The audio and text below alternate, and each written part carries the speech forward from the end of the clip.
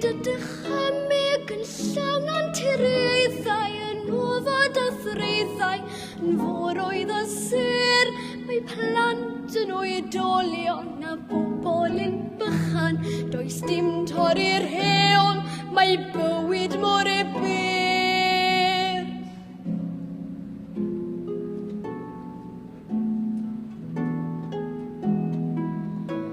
does dim torri'r heol ymwyd dychymyg a hynny am nad oes un rheol i'w chael